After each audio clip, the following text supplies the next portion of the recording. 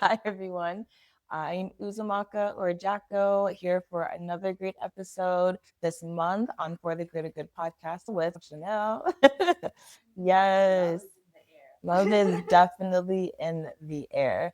And something that we were just talking about earlier actually was love without performance. Do you know that in so many other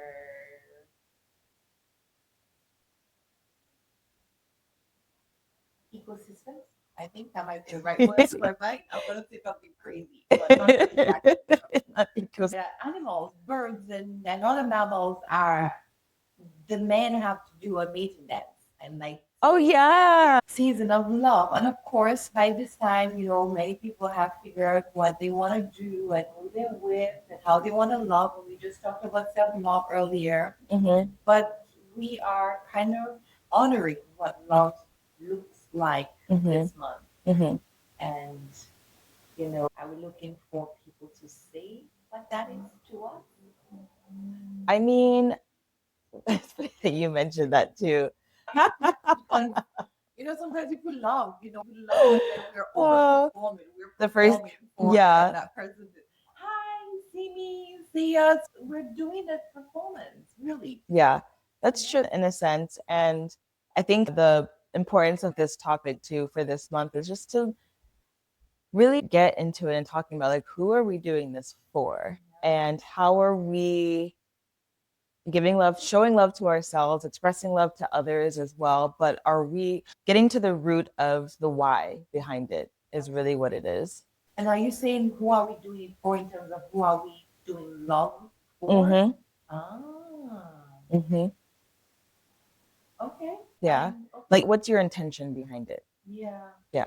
To love and to get love back. Mm-hmm. Right. I would say that's what it is. But of course, when you meet someone, one of the first things that you're trying to do is to get that person to like you, Yeah. get that person to eventually fall in love with you, and let them see part of the vision that you are also building with them for your life. And it sometimes, yes, goes into a performance play. You're putting your best show, of course. You want to be liked. Nobody wants to not be liked. And sometimes you're probably too honest without even knowing that you're being too honest and then you're not liked. But But is it really the point of we want to be liked? Is that part of the why? What is the significance of wanting to be liked? to find value by someone, to be Mm-hmm. valued by someone, Mm-hmm. to find identity, to see all that we have built and all that we have become means something. Yeah. I think. Yeah. I just think the reason why I'm just thinking about this is sorry guys, this is why I really have a lot. I think a lot. Like I just Yeah, that's okay. I was thinking, man, when I think about how I show love to myself and how I exert love to other people, this was something that was also on my mind too. And I was talking to you about this earlier with social media, relationships, like you just mentioned too, is what would a world look like if I did not care if I was liked or not? What do you think that would look like? Because I feel like I'd be free. right, but you're asking that with a lot more awareness than many people. Yeah. Because ask that and have somebody who doesn't care about humanity answer that.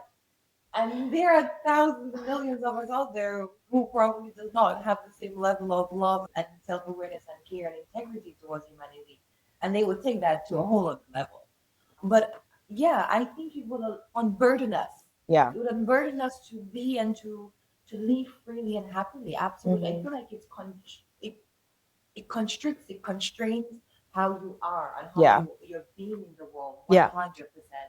Because we, by that performance and that Mm-hmm. seeking validation, that Mm-hmm. seeking value attached to someone's love and affection for us, Mm-hmm. we are allowing for them to dictate how we show up in the world. That's true. So, where would you say for you, where did you learn? Where would you say was the first instance where you learned that, oh, I will get approval or validation Mm-hmm.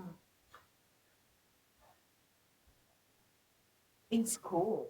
in I school? think in Yeah. school, that was the first instance. I think every instance I can think around what that was tied to someone. It was my friends one of my cousin's mom who was a teacher for extra classes because I wanted to be in the circle. Important as a kid. And then I wanted to make my mom proud. So I wanted her to see that I was making an effort and I was, being a good student, a good child. Mm-hmm. So I think school was the first informant of that. You have to put in a show. And Was school that, how would you say the education system was in Dominica? I think it's allowed us to learn very informative things and fundamental things at different ages, different stages of our lives, what were important in different things. But of course, it was the structure of education. Like, this is the textbook, this is the class, this is what we're going to teach you. There was nothing outside of how to be a human in this world and how to find your own self, find your own identity. It was more of a collective thing. I mean, it taught us well. I think Yeah. for those that, you know, had access to it, and which is almost everybody, to be honest. I think it taught us well, and it allowed us to discover that mental part and to develop that. But when it came to the character, the love, the self identity, and who you become in the world, I don't think that it played a huge role in that Yeah. aspect. Yeah. I think for me, that came more from my home, my mom and my dad, my upbringing there, and from my village. The village that raised me. Yeah. Yeah. I think this topic also hits home for me a lot too, because just like you, also learned it in school too. I mean, naturally, yes, you do get praise for getting good grades, and when you're in school, like, yeah, you want to be in the circle, you want to have friends, all that stuff. Like, that's, of course, like, that's just like the fundamentals of just being a kid. You want to know what's in, especially nowadays. Like, oh my gosh, like the way that when I talk to my siblings about how they were like in elementary school and middle school and like what they did to get approval and things like that and to make friends, it's so different than me, even though we're like a few years apart, just because of the things that were more hype and more in now, where if you didn't even know what was in, yeah, you were, especially my brother and I were like 12 years apart. So talking to him about what he went through when he was in middle school is so interesting. That's so Yeah. crazy. You had thought that because there's a curriculum, there is familiarity and similarity to what going through it. But Yeah. yeah, it's the heart, the human heart, and that exposure that. And also too, of course, like you also mentioned your upbringing, like what how love was portrayed like at home. And for me, my siblings, it was if you didn't get good grades, if you didn't excel, if you weren't number one in your class, then you were essentially like, what are you doing? You need to step up your game. Your other classmates are getting B's and A's. Why can't you get A's and B's? It's just like, I just want to be myself. You don't know the hard work that I put into this. Can I still get your affection though? Like, dang.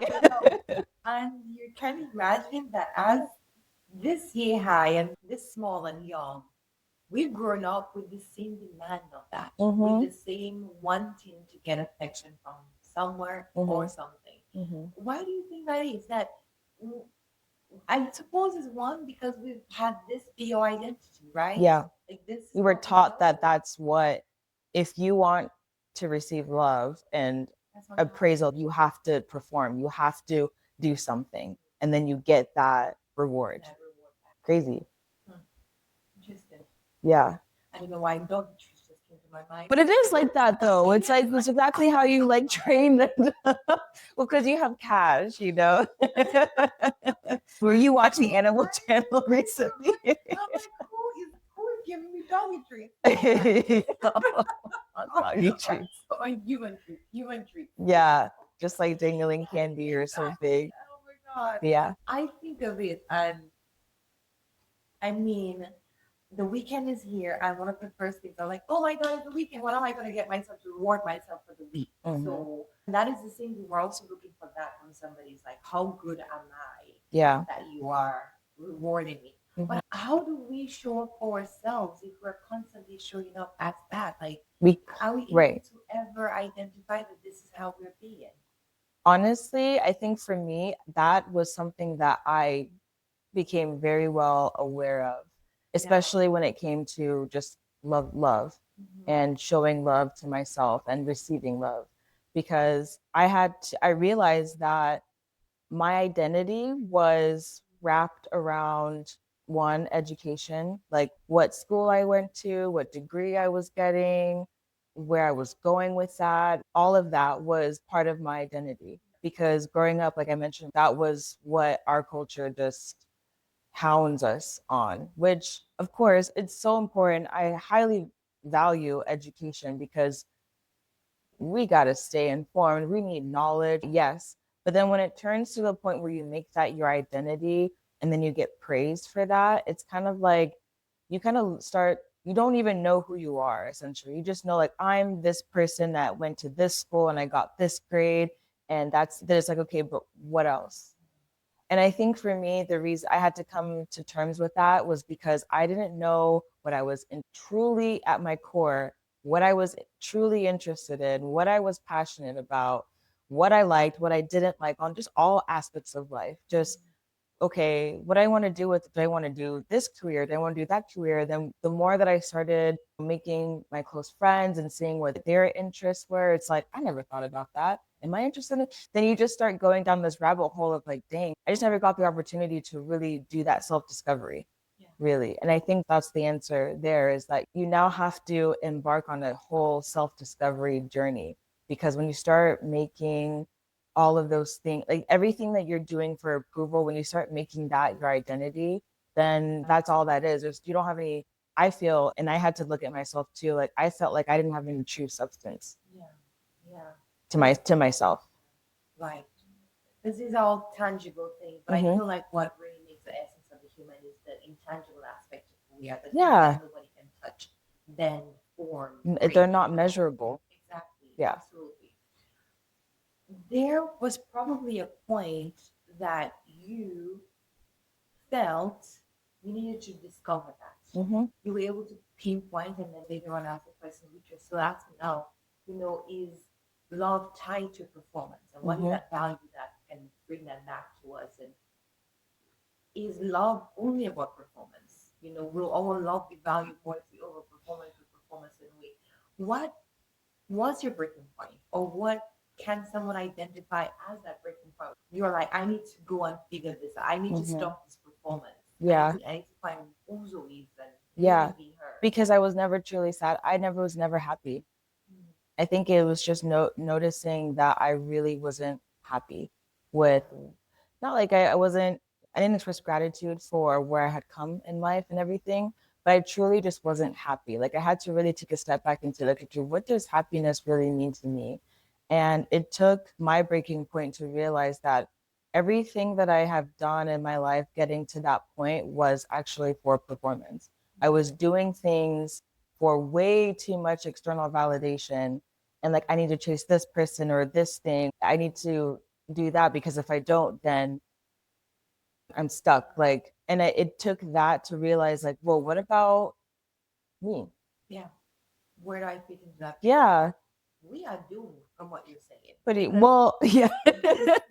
If you do, you just will never be satisfied because people are constantly, just society, everyone's constantly evolving and changing. There's trends going, things that are going, that are in now one day, out another day. If you're constantly seeking that appraisal, that love for something outside of yourself, yeah, you're just never going to be satisfied. You're going to be always constantly like chasing. Yeah. How can we? Because when I say doomed, because we're in a scroll society now. Nobody pays attention to you. Nobody pays attention to anything that's happening. It's what's on my screen, what's on my phone, and of course, so many people talk about that great disconnect. Yeah. But it's exactly as you say, because everybody now has their lives online, and then it's seeking that validation, and that is the gold star, the brownie points that they're seeking is how many likes do I have, how many people watch my video, how many comments do I have?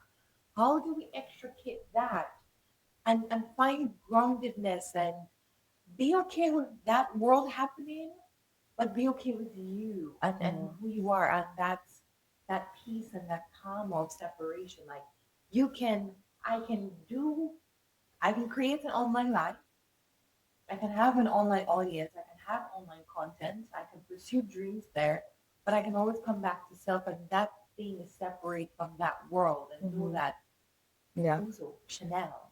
How can we do that nowadays?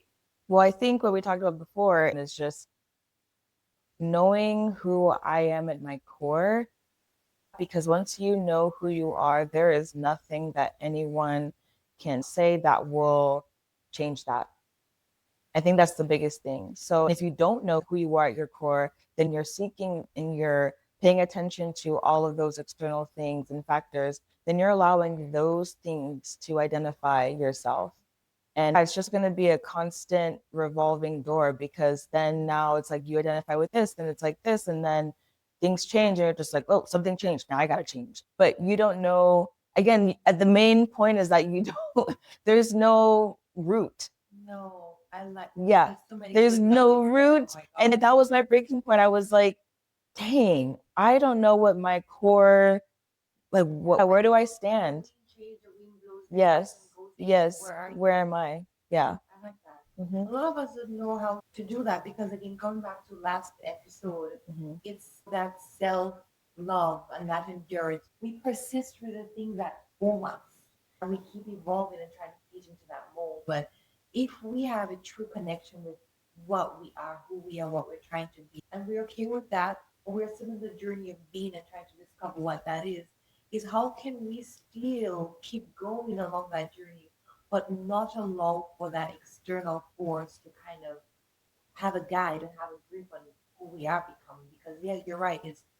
It doesn't fit self, and it doesn't fit that honesty that we would have to us if we're constantly allowing every outside influence to have a say on what we're doing with our lives. Yeah.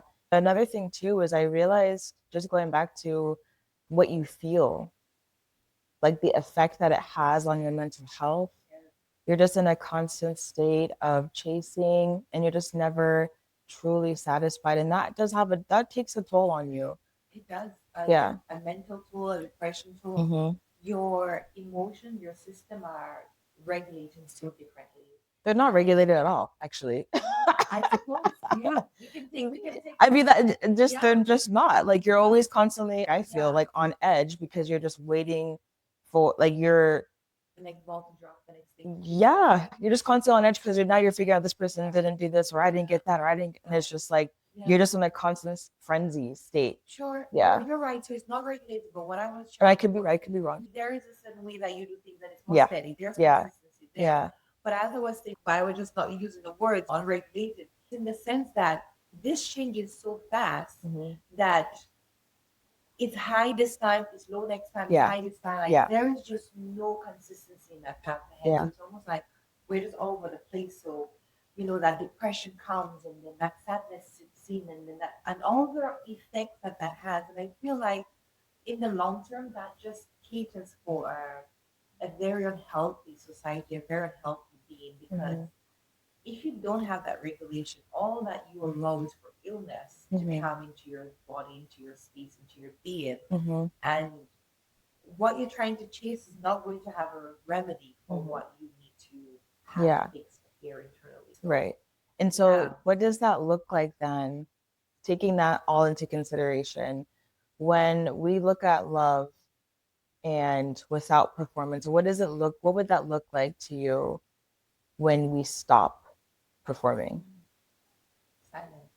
Yeah, I would think honoring your own happiness, yeah. honoring your own self, realizing that the things that you persisted about does not really matter in the grand scheme of things. Mm-hmm.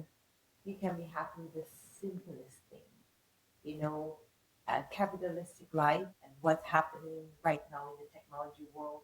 It's allowing us to be curious, and I like that. It's allowing us to open our minds and to explore boldly, but it also takes away from the peace and the simplicity that we were once very comfortable with. It's almost like if we see somebody in humble beginnings, we judge them like you're poor, you're not valuable, you're not this. But what about if that's what makes them happy? Yeah. What if what that makes me happy? Yeah. And we just have. I think for me, as I do the simple things, sometimes just sit and watching out by my window. Taking my dog to the park and just laying down on the grass and just watching up at the trees. But I take one at night and the moon is out, and I click pictures like an old person. I just gaze at the simple things. I think that it brings peace to this energy body, to this space, and it allows me to have a sense of presence, a Yeah. sense of I'm here. I feel this moment. I can recognize it. I can interact with it, Mm-hmm. and I'm happy. So I think it does bring a sense of peace to your life because you know that you are valuing yourself, and just like you said, you're honoring yourself. But I also think that there is a freedom that comes with that too, because then you're not burdensome by the opinions of others. And I think that is such an important topic to think about too when we think of love is, you know, the love that you deserve is not shaped by the opinions of others. Right. Yeah. Because once these opinions change, then that means you have to change, That or that means that you don't matter, or yeah. that means that you're not important. Mm-hmm. How do we allow for somebody else to dictate that for us? It goes back to what we were talking about earlier, and especially, and I'm sure in your culture too, but in Nigerian culture, it is because every little opinion or comment, especially when you're young, that's just being fed to you on a constant day to day, not just by your immediate family, but your external family members too, like your cousins, aunts, uncles, all that stuff. In a culture where, I mean, it's not wrong to be obviously heavy opinionated and everything, but when it comes to that point where you're now internalizing it and you're allowing it to create your own identity without you even having an opportunity to figure that out for yourself, it's just so detrimental because then you grow up and then now you're at this place where you don't even know who you are anymore. And you're in a world, you're not at home anymore. You now have to rely on yourself now, just as an adult. And there's certain things there's so many aspects in your life where it just can be detrimental. And I'm just saying that because from experience, that's what I'm going through like now, just being like so aware of everything that I've been through and just breaking things down and realizing like, oh wow, like I didn't realize that because I was raised this way and that we were kind of almost like forced to internalize a lot of opinions and kind of just being told what to do on a constant basis, that really shaped our identity to now getting to this stage where I'm now having to, it's just more challenging now to just like advocate for yourself or like know your worth and all of that without all of that. So I think it's important too for you all to just like take that reflection and you just take that outlook on your life, like identify, how were you raised? How were you taught to love with performance? Like, what did that look like for you growing up? And how do you see that now impacting your life? And is that like holding you back from certain opportunities? Do you find yourself seeking a lot of external validation just to the point where your identity is just shaped by everything around you and you don't know who you are at your core? Obviously, it's okay. Like, I'm going through that right now. And We can be on the journey to find. yes, we can. I feel like we have one life. We've been given the opportunity of a life to carry. Yeah. We have been given the friends and people in our life Mm-hmm. have has theirs as Yeah. well. Yeah. So it's just a matter of how do you want to carry that life, and who do you get to inform how you get to carry it. I would say, of course, it will have some strong will to it. Yeah. It's not going to be easy. It's not something you just can do tomorrow. I'm just going to decide not to care anymore. Obviously, it's if it were really like that easy, that would be great. But I know that it's not. So just bear with us. Like we're just talking. We're here with you. We hear you. We see you. We're just, yeah. It takes time. I mean, it didn't come overnight for me. I think I clearly still have moments where I question myself and I Yeah. question this, and I am afraid of certain things because I don't want to be seen, and therefore, if I'm not seen, then nobody gets to question me. But am I being really honest with what I want to do with myself and with my life? Because what that means is if I don't want people to see me, that I don't do the things that I want to do, which would mean people get to see me, and then they might judge me and say other things. But is that completing who I am?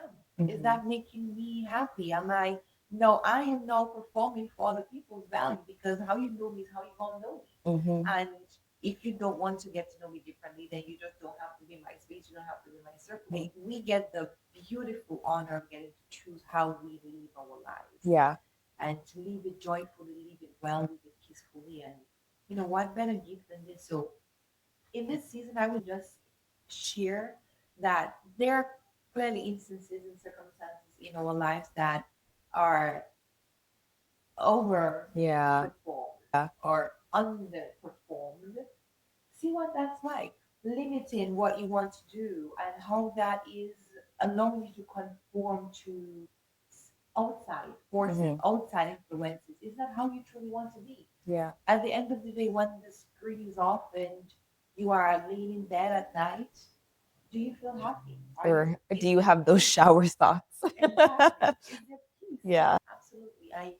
There's just a lot to think about, but we've lived so long just on performance mode because that's what we've known. To be very honest, is and it's not just I'm doing this because I want love, but it's also I'm doing this because that's what I've been taught that I'm supposed to do. So Right. just how do we figure that out? That, and also to not feel guilty, Yeah. because there are people that maybe don't want. If you're so used to this version of you that has been performing in a certain way, and when they see you making these positive changes in your life and trying to better yourselves, they don't want to see that because they're so used to seeing you in that way. And then when you're trying to evolve, it may shake some things up. It does. Yeah. Absolutely. And yeah. Yes. Be shaken. Mhm. Because that's where you're gonna shed and some things that are unyielding in your life, you're gonna release them. The things that are not that are loose, the things that don't belong to you. Because if it's from your vine, it will stay. Yeah. And if you did not choose to prune it or cut it yourself, then it will stay. But if it doesn't belong to you and it's loose, then it wasn't yours to begin with. So shit, and let it be loose. Yeah. Just don't feel guilty about it. To give yourself that grace to say, like, okay, you deserve to show love to yourself in a way that honors who you are, who you want to be at your core. And I think, as we mentioned before, that love, when you give that to yourself, other people can see that too. And then you also exert that to other people, then it comes right back to you. You'd be surprised, you know? But I also think it can be very challenging. And that sometimes there are going to be bumps along the way where it may not pan out to how you, yeah, you envisioned, you know? And it does also take some strength and a little bit of thick skin to realize that, okay, like, as the moment that I start to make better decisions and choices and continue to work on myself, like, it will shake some relationships up and maybe it'll make you question certain things, like, and I think that that's okay. Of course. Yeah. Yeah, if you choose to go down that road, you are choosing to do something brand new that you don't have the foresight, you don't have the resources, you don't have all the answers. But to be honest, that is the beautiful part of it is that discovery. And the path that you have followed is still there to go back to if you want to, but there's joy in that. Yeah. It's not gonna be easy, of course. There are gonna be back and forth days where you're like, do I want to keep going on this road? Is it going to make me happy? Am I happy? But it is in that discovery that you're going to have all these questions answered and figured out. So, Yeah. and I don't see anything wrong in the pursuit of that. Yeah. So don't feel guilty. Give yourself some grace this month as we continue on, you know, the month of February. Just also take the time to reflect on, you know, that love without, you know, love without performance. Love joyfully, love peacefully, love happily, love like with so much freedom this month as well. We're encouraging you all. Without so many conditions. Yes, without conditions. Well, thank you so much for listening to this episode. I hope that you have found some value in it and you're able to share this with someone that you feel can find value in it. We are on Spotify Music, on Instagram, on TikTok, on YouTube. Please follow, like, share, and let us know how you are, or you might have been performing if you have been performing, and what that has shown up for you in your life, and ways that we have been mentioned there, or that we might not have mentioned there. So we would love to hear from you. So share thoughts with us. Thank you so much for tuning in. We are so excited. We are honored. We are grateful. And we look forward to speaking with you all and hanging out again on our next episode.